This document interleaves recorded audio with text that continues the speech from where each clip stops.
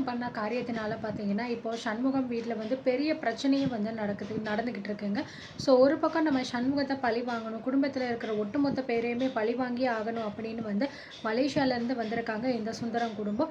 எப்படியாவது நம்ம சொன்ன விஷயத்துல வந்து நம்ம ஜெயிச்சே ஆகணும் அப்படின்னு ஒரு பக்கம் இந்த கௌரவ், இன்னொரு பக்கம் இந்த சுந்தரம் 2 பேருமே பார்த்தீங்க அப்படின்னா, ஏதாவது ஒண்ணு பண்ணிக்கிட்டே தான் இருக்காங்க. இதுக்கிடையில அந்த பாட்டி இருக்காங்க இல்லையா? சுந்தரத்தோட அம்மா. ஸோ அவங்க பார்த்தீங்க அப்படின்னா, அவங்க மனசுக்குள்ள பயங்கரமான வன்மத்தோட உட்காந்துக்கிட்டு இருக்காங்க. சொல்லப்போனோம் அப்படின்னா, நம்ம சண்முகம் வந்து எந்த விதமான தப்புமே பண்ணல. உண்மைய தான் வந்து சொல்லியிருக்காங்க. அதுக்காக வந்து அவருக்கு இவ்ளோ பெரிய தண்டனை குடுக்கணும்னு நினைக்கிறது ரொம்பவே தப்பு அப்படின்னு தான் நான் சொல்லுவேன். ஸோ இப்போ இந்த சுந்தரம் வந்து நம்ம சண்முகத்த பழி வாங்கணும் அப்படின்னு ஆரம்பத்தில பார்த்தீங்கன்னா, இந்த கோயில்ல கூழ் ஊத்தும்போது விஷம் கலந்திருப்பாங்க. எப்படியோ அது வந்து ஒரு வழியா அம்மன் வந்து அத சரி பண்ணி எடுத்துட்டாங்க. இப்போ மறுபடியும் பார்த்தீங்கன்னா, இன்னொரு வேலைய அந்த ஆள் வந்து பார்க்க போறாரு. இதனால அந்த சுந்தரம் வந்து மாட்டிப்பாரா இல்லையா அப்படிங்கிறதையும் நம்ம பொறுத்திருந்து பார்க்கலாம். ஸோ இந்த பக்கம் சுந்தரம் இது நம்ம சண்முகமும் செல்லக்கிளியும் பார்த்தீங்கன்னா தோப்புக்கு போகிறதா வந்து பேசிட்டு போய்கிட்டு இருந்திருப்பாங்க. இந்த விஷயத்தை கேள்விப்பட்ட நம்ம சுந்தரம் வந்து சண்முகம் எங்கே போகிறப்பா அப்படின்னு கேட்பாங்க. நம்ம தோட்டத்துக்கு தான் வந்து போகிறேன் அப்படின்னு சொல்லும்போது, நானுமே அங்கே வரேன்ப்பா, நானும் பார்க்கணும் அப்படிங்கிற மாதிரி வந்து சொன்னதுனால சரி அப்படிங்கிற மாதிரி வந்து சொல்லிடுறாங்க. அதனால செல்லக்கிளி நீ முன்னாடி போ, நான் சுந்தரத்தை கூட்டிட்டு அதுக்கப்புறம் நான் தோப்புக்கு வந்துடுறேன் அப்படிங்கிற மாதிரி சொல்லிட்டு வந்து போயிடுவாங்க. அண்ட் இந்த பக்கம் பார்த்தீங்க அப்படின்னா, அவங்க 2 பேருமே வந்து ஒரு வழியா கிளம்பி வந்து தோப்புக்கு போயிருவாங்க. அங்க போயிட்டு என்னென்ன மாதிரியான விஷயங்கள் நடக்குது அப்படிங்கிறத வந்து நம்ம சண்முகம் பார்க்கறதுக்கு போயிருவாரு. "நீ இங்கேயே சுத்தி பார்த்துக்கிட்டே இரு சண்முகம். இது சுந்தரம். எனக்கு சின்ன வேலை இருக்கு. நான் அத போய் முடிச்சுட்டு அதுக்கப்புறம் வரேன்." அப்படிங்கிற மாரி சொல்லிருவாரு. "சரிப்பா சண்முகம், நீ போய் உன் வேலைய பாரு. நான் இங்க காத்தாட நான் சுத்தி பார்த்துக்கிறேன்." அப்படிங்கிற மாரி வந்து சொல்லிருவாரு. ஸோ சரி அப்படின்னு சொல்லிட்டு சண்முகமும் பார்த்தீங்க அப்படின்னா போயிட்டு அங்கே வேலை பார்க்குறவங்க கிட்டலாம் வந்து பேசிக்கிட்டு இருப்பாரு.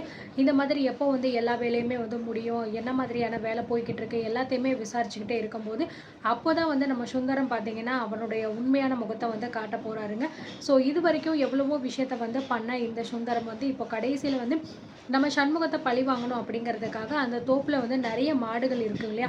ஸோ அந்த மாடுகளை வந்து நம்ம உயிர் பலி வாங்கணும். அப்படி வாங்கிட்டோம் அப்படின்னா இந்த வீட்டில் உள்ளவங்க யாருமே நிம்மதியாக இருக்க மாட்டாங்க அப்படிங்கிற மாதிரி முடிவெடுத்து அங்கே மாடுகள் எல்லாமே தண்ணி குடிக்கிறதுக்கு ஒரு பெரிய நீளமான தண்ணி தொட்டி மாதிரி இருக்கும். ஸோ அது பக்கத்துலேயே ரொம்ப நேரம் பார்த்தீங்கன்னா நம்ம சுந்தரம் வந்து நின்றுக்கிட்டே இருப்பார். இந்த விஷயத்த நம்ம செல்லைக்கிளி ஏற்கனவே நோட் பண்ணியிருப்பாரு.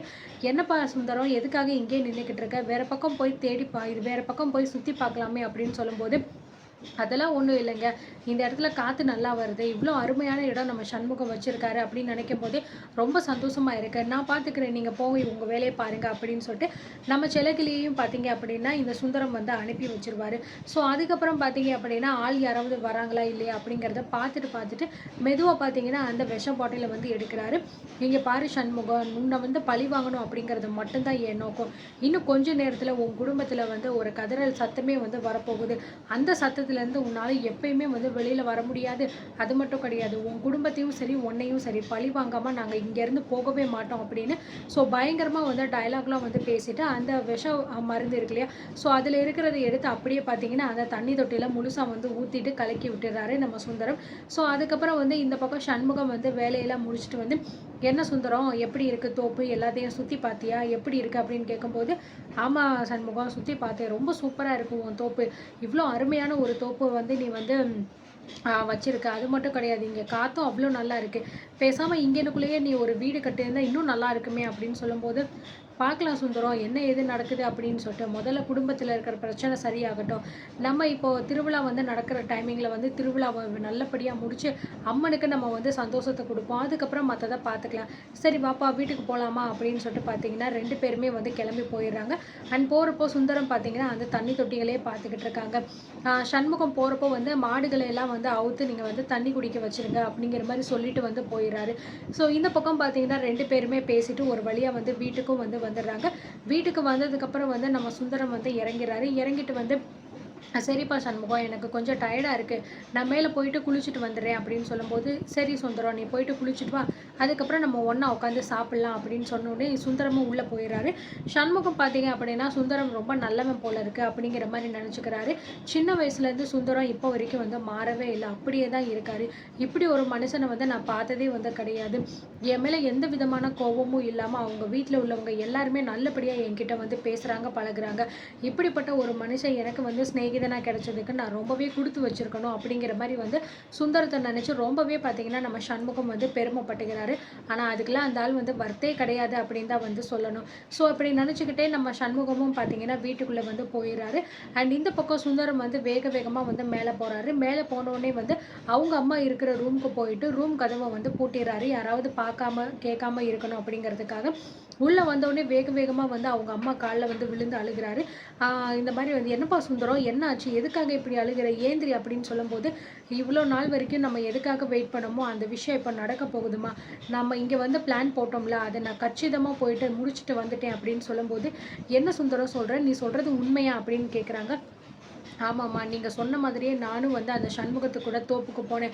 போயி யாரும் இல்லாத நேரம் பார்த்தா, அங்க மாடுக தண்ணி குடிக்கிற இடம் இருக்குல்ல, அந்த இடத்துல விஷத்த நான் கலந்துட்டேன். இன்னும் கொஞ்ச நேரத்துல வந்து அவனுக்கு தகவல் தெரிஞ்சு, ஒட்டுமொத்த குடும்பமும் கதறி அழக போறாங்க. அது மட்டும் கிடையாது. இன்னும் கொஞ்ச நேரம் இந்த வீட்ல வந்து ஒரு பெரிய மரண ஓலமே கேட்கப் போகுது அப்படிங்கிற மாரி சொல்றாங்க. ஸோ இத கேட்டவுனே அந்த பாட்டிக்கு வந்து பயங்கரமான வந்து ஹாப்பி ஆயிருது. அந்த மரண ஓலம் என் காதுக்குள்ள நல்லா கேட்கணும். அத நான் கேட்டு கேட்டு நான் சந்தோஷப்படணும். நான் எவ்வளோ தூரம் என் புருஷனை இழந்து நான் அழுதேனோ அது எல்லாத்தையுமே ஒட்டுமொத்தமா இந்த சண்முகத்துக்கு நான் திருப்பி கொடுக்கணும். இந்த சண்முகம் வந்து கதறி அழுகிறத நான் என் கண்ணால பார்த்து என் காதால கேட்கணும் அப்படின்னு பயங்கரமா பார்த்தீங்க அப்படின்னா பேசுறாங்க. கண்டிப்பாம்மா இன்னும் கொஞ்ச நேரத்துல என்ன நடக்க போகுது அப்படிங்கிறத நீங்களே வந்து பாருங்க. அந்த சண்முகத்தையும் சரி அவன் வீட்ல இருக்கிற ஆளுகளையும் சரி நம்ம கொஞ்சம் கூட உயிரோடயே விடக்கூடாது அப்படின்னு சொல்லிட்டு பேசிக்கிட்டு இருக்காங்க. ஸோ இந்த பக்கம் அதே மாதிரி அவன் பண்ண மாதிரியே கரெக்டாக வந்து அந்த தண்ணியெல்லாம் குடிச்சிட்டு மாடுகள்லாம் பார்த்தீங்கன்னா இறந்துருது. ஸோ இந்த விஷயத்த கேள்விப்பட்டு நம்ம செல்லக்கிளி வந்து ரொம்பவே பார்த்தீங்கன்னா பதறி அடிச்சுட்டு வந்து அழுதுகிட்டே ஓடி வராரு. ஸோ வீட்டுக்குள்ள வந்து ஓடி வந்தோடனே பார்த்தீங்கன்னா, நம்ம சண்முகம் வந்து கேட்குறாரு, "என்ன செல்லக்கிளி என்ன ஆச்சு? எதுக்காக இவ்ளோ பதட்டமா, இவ்ளோ அழுதுகிட்டு இருக்க?" அப்படின்னு சொல்லும்போது, "நான் அது எப்படி சண்முகம் என் வாயால வந்து சொல்றது? நடக்கக்கூடாத விபரீதம்லாம் நடந்துருச்சுப்பா" அப்படின்னு சொல்லும்போது, "என்ன செல்லக்கிளி என்னென்னமோ பேசிக்கிட்டு இருக்க? என்ன ஆச்சு? யாருக்கு என்ன பிரச்சனை?" அப்படின்னு கேட்கும்போது, அண்ணமும் கேட்குறாங்க, "என்ன சித்தப்பா என்ன ஆச்சு? ஏன் இவ்ளோ அழுகுறீங்க நீங்க?" அப்படிங்கிற மாரி சொல்லும்போது, இந்த மாதிரி தோப்புல வந்து பார்த்தீங்கன்னா, இருக்கிற மாடுக எல்லாமே வந்து இந்த மாரி தண்ணிய குடிச்சதுலேருந்து, அதுக்கப்புறம் ஒண்ணொண்ணா இறந்துருச்சு அப்படின்னு சொல்றாங்க. இந்த விஷயத்த கேள்விப்பட்ட உடனே வீட்ல இருக்கிற எல்லாருக்குமே பயங்கரமான வந்து ஷாக் ஆகுது.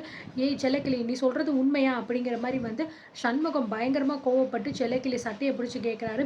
"ஆமாப்பா சண்முகம் நான் சொல்றது உண்மைதான். அத பார்த்தோனே பதறி அடிச்சுட்டு தான் நான் வந்து ஓடி வந்து உன்கிட்ட விஷயத்த சொல்றதுக்கு வர்றேன்." அப்படின்னு சொல்லும்போது, "எப்படி இந்த விஷயம் நடக்கும்? இதெல்லாம் நடக்கிறதுக்கு வாய்ப்பே இல்ல. யாரும் நம்ம தோப்புக்குள்ள வந்து இப்படி ஒரு கேவலமான காரியத்த பண்ணியிருக்கிறது?" அப்படின்னு சொல்லிட்டு வந்து நம்ம சண்முகம் வந்து கேட்கும்போது, "எனக்கு தெரியல சண்முகம் என்ன நடந்துச்சு அப்படின்னு சொல்லிட்டு.